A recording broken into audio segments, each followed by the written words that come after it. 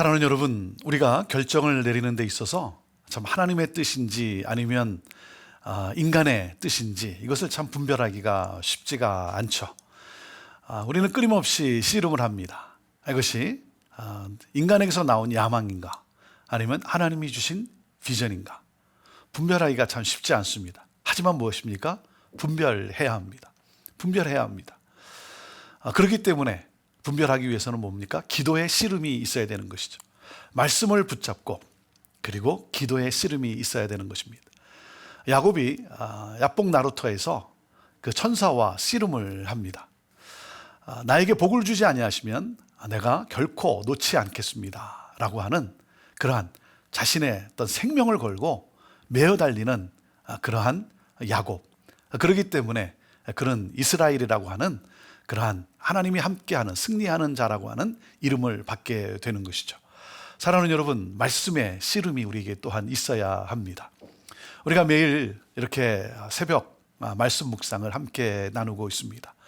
중요한 것은 무엇입니까? 새벽이라고 하는 것은 고요함인 것이죠. 하루가 시작되기 전인 고요한 가운데 세상의 소리가 아니라 세상의 소리를 듣는 것이 아니라 하나님의 음성을 듣는 그러한 시간. 그래서 이 새벽 시간, 이 하루를 시작하기 전에 이 아침 시간은 너무나 중요한 것이죠. 제가 여러분과 함께 이 생명의 삶을 나눈 지가 8개월째가 지금 되고 있습니다. 저도 매일같이 이렇게 해본 적은 없습니다.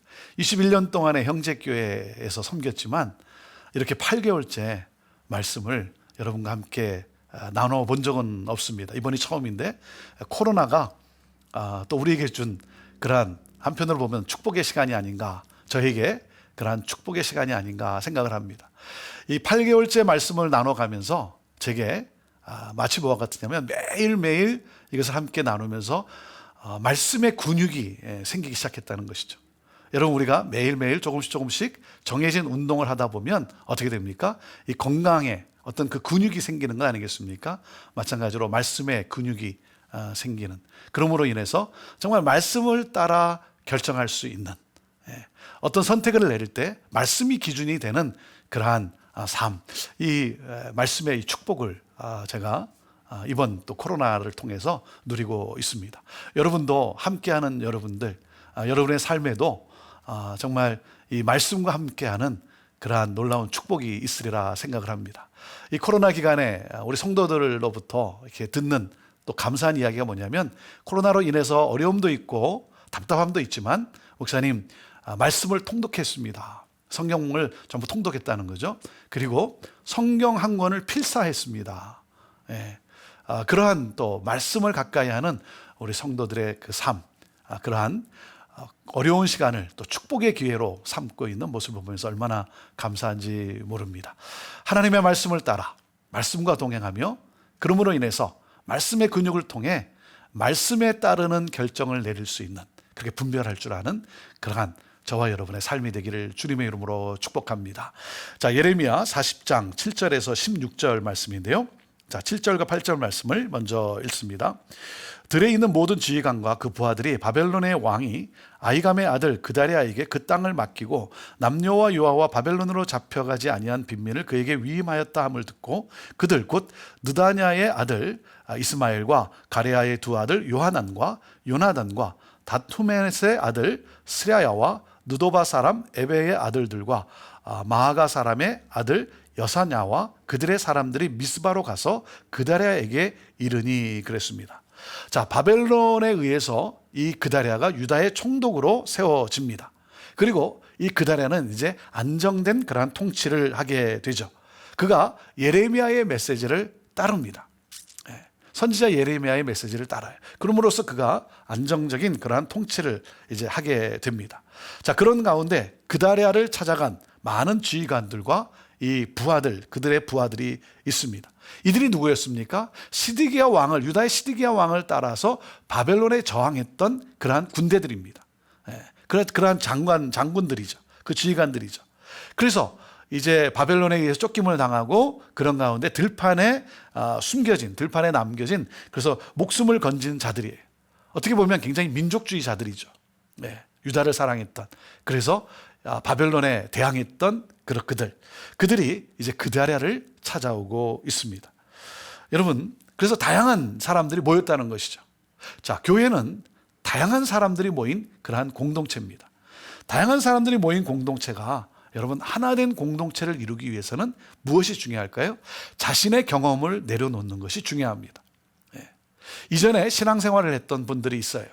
다른 곳에서 그러다가 이주를 해오고 또 이사를 하고 그러는 가운데 이렇게 옮겨서 새로운 곳에 정착하면서 그 새로운 교회에 또 등록을 하게 되고, 그러다 보니까 그 교회 안에 여러 다양한 지체들이 있다는 것이죠.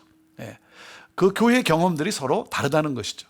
그런데 여러분, 자기가 경험했던 것을 토대로 해서 내가 있었던 교회는 이전에 이렇게 했기 때문에 이렇게 해야 되지 않느냐라고 자꾸 주장하다 보면 어떻게 되겠습니까? 굉장히 어려워지는 것이죠.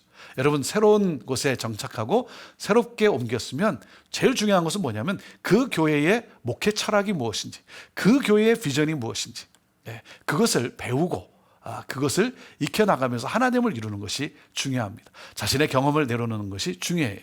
자, 지금 유다, 그다랴가 총독으로 세워지고, 그래서 그에 의해서 이제 다시 세워지는 그 나라, 여기에 여러 다양한 사람들이 모였다는 것입니다. 특별히 바벨론에 대항했던 시드기야 왕을 따랐던 그러한 신하들, 그러한 부하들, 민족주의자들이 함께 했다는 것입니다. 자, 그들에게 이제 그다랴가 무엇을 부탁을 합니까? 무엇을 요구합니까? 자, 9절 그리고 10절 말씀입니다. 사반의 손자 아히감의 아들 그다랴가 그들과 그들의 사람들에게 맹세하며 이르되 너희는 갈대아 사람을 섬기기를 두려워하지 말고 이 땅에 살면서 바벨론의 왕을 섬기라. 그리하면 너희에게 유익하리라. 10절 보라, 나는 미스바에 살면서 우리에게로 오는 갈대아 사람을 섬기리니 너희는 포도주와 여름 과일과 기름을 모아 그릇에 저장하고 너희가 얻은 성읍들에 살라 하니라. 그랬습니다. 자, 이제 그다랴를 찾아온 여기저기서 이제 남아있던 자들이 찾아왔어요. 그들에게 어떤 부탁을 합니까? 어떤 명을 합니까? 바벨론 왕을 섬기라고 그렇게 말을 합니다. 그것이 너희들에게 유익하다. 너희들에게 유익하다. 자, 그 다음에 각종 식량을 저장하라는 것이죠. 다시 말하면 성읍에 잘 정착하라는 것입니다. 자, 11절부터 보겠습니다. 모압과 암몬 자손 중과 에돔과 모든 지방에 있는 유다 사람도 바벨론의 왕이 유다의 사람을 남겨둔 것과 사반의 손자 아히감의 아들 그다랴를 그들을 위하여 세웠다 함을 듣고 그 모든 유다 사람이 쫓겨났던 각처에서 돌아와 유다 땅 미스바에 사는 그다랴에게 이르러 포도주와 여름 과일을 심히 많이 모으니라. 자, 바벨론에 맞서다가 어떻게 됐어요? 또는 전쟁을 피하여서 이 요단 동편으로 이주했던, 흩어졌던 이 피난민들도 소식을 듣고 이제 돌아왔습니다. 돌아와서 어떻게 됐습니까? 그다랴의 요청과 그다랴의 명에 의해서 이제 다시 농업활동을 재개했다는 것이죠. 농업활동을 재개했다는 얘기는 무슨 말입니까? 일상생활의 회복이 이루어지고 있다는 것이죠. 자, 그런 가운데 자, 보세요. 13절, 14절 말씀입니다. 가레아의 아들 요하난과 들에 있던 모든 군 지휘관들이 미스바에 사는 그다랴에게 이르러 14절 그에게 이르되 암몬 자손의 왕 바알리스가 내 생명을 빼앗으려 하여 느다냐의 아들 이스마엘을 보낸 줄 내가 아느냐 하되 아히감의 아들 그다랴가 믿지 아니한지라 그랬습니다.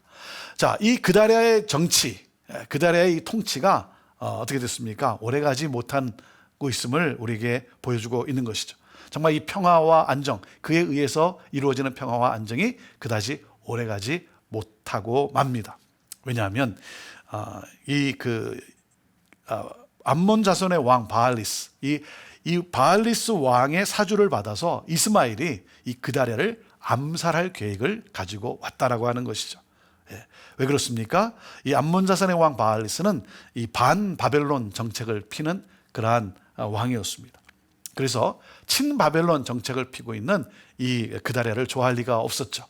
그래서 이스마엘을 통해서 이제 그를 암살하고자 계획을 했던 것입니다. 그것을 누가 알았습니까?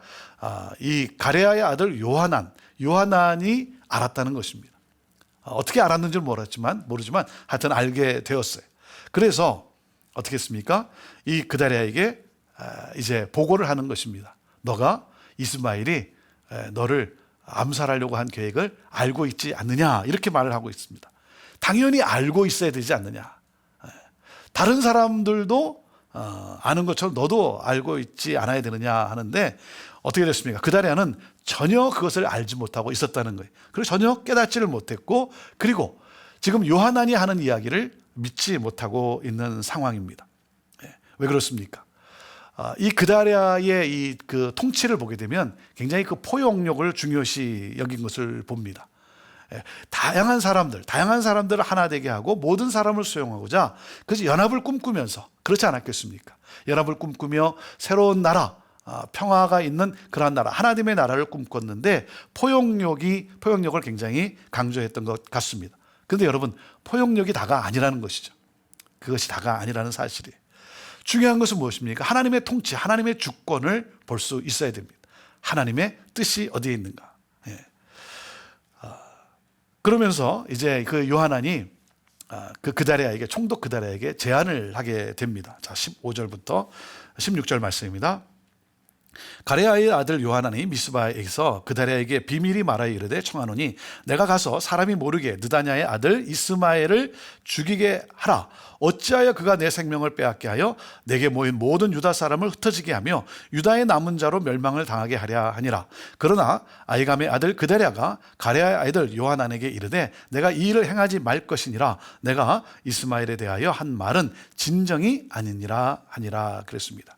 자, 요하난도 어떻게 보면 그 친바벨론 정책을 펼치고 있는 이 그다랴, 총독 그다랴, 그렇게 썩 좋아할 일은 없었겠죠. 왜냐하면 시드기 왕을 따라서 바벨론에 대항했던 그러한 장군 아니겠습니까? 지휘관 아니겠습니까? 하지만 그가 생각하기에 이 그다랴가 암살을 당하고 나면은 그러면 나라가 또 어지러워질 테고 백성들이 또 흩어지게 되고, 그러니 새로운 국가가 형성되기가 어렵기 때문에 그는 어떤 선택을 합니까? 이 이스마엘을 처형해야 된다는 것이죠. 그런데 그다랴는 뭐라 그럽니까? 총독 그다랴는 이것이 사실일 리가 없다, 이렇게 말을 합니다. 자, 오늘 이 본문 말씀에서 우리가 생각해야 될 것은 바로 이것 아니겠습니까? 혹시 풍성함 속에 사명을 잃고 지내고 있지는 않은가 하는 것입니다. 현실의 안정감 때문에 우리가 하나님을 잊고 있지는 않은가. 어떻게 보면 이 그다랴, 총독 그다랴는 정말 이 분별하지를 못했습니다. 자기를 암살하려고 하는 이 이스마엘, 그것을 그가 깨닫지 못하고 있었다는 것이죠. 사랑하는 여러분, 우리는 항상 깨어 있어야 한다는 것이죠.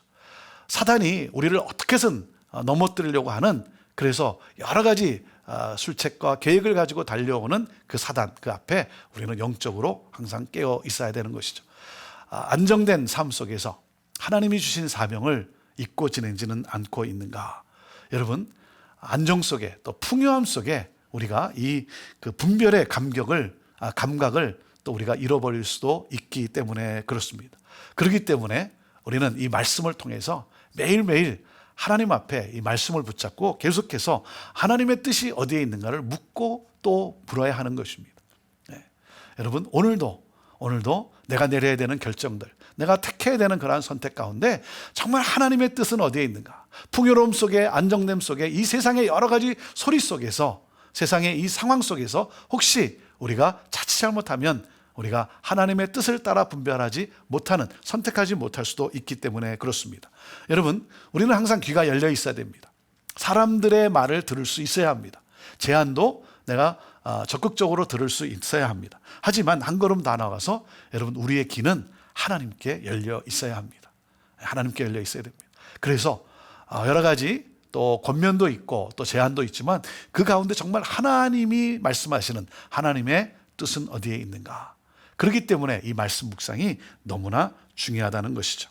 사랑하는 여러분, 오늘도 다시 한번 우리의 삶을 말씀에 튜닝하고 나는 오늘도 하나님이 나에게 주신 사명, 이것을 잘 분별하며 살아가고 있는가, 다시 한번 튜닝하면서 오늘 나의 결정이 또한 하나님의 뜻에 따라 내리는 결정이 되기를 그렇게 주님의 이름으로 여러분 축복합니다. 오늘도 하나님과 함께 동행하며 말씀을 따라 오늘도 살아감으로 말미암아 하나님의 뜻에 따른 결정을 내리며 여러분의 축복의 통로로 오늘도 승리하는 그러한 여러분 모두가 되기를 주님의 이름으로 축원합니다. 말씀에 깨어 정말 하나님의 말씀으로 살아가는 여러분 모두 주님의 이름으로 축복합니다. 기도하겠습니다. 하나님, 우리가 매 순간 또 하루하루 살아가는 동안에 우리가 잘 분별하고 정말 하나님의 뜻에 따라 잘 우리가 선택해야 될 텐데, 하나님 지혜도 주시고, 또한 세상의 소리와 세상의 환경이 아니라 정말 하나님의 음성과 또 하나님의 뜻에 따라 하나님 분별하며 선택하며 결정할 수 있는 그러한 영적인 담대함도 우리에게 주옵소서. 오늘도 승리하는, 마귀로부터 패배하는 것이 아니라 마귀를 이기는, 승리하는 삶을 사는, 하나님께 영광이 되는 우리들의 삶이 되게 하여 주옵소서. 하나님, 비록 코로나19로 인해서 또 답답하기도 하고 모든 것이 제한된 그러한 상황이기도 하지만, 하나님 또 이 상황을 또 축복의 기회로 삼고 우리가 더욱더 긍정적으로 적극적으로 하나님의 뜻을 향해 나가는 우리 믿음의 성도들 다 되게 하여 주옵소서. 감사하며 예수님의 이름으로 축복하며 기도하옵나이다. 아멘.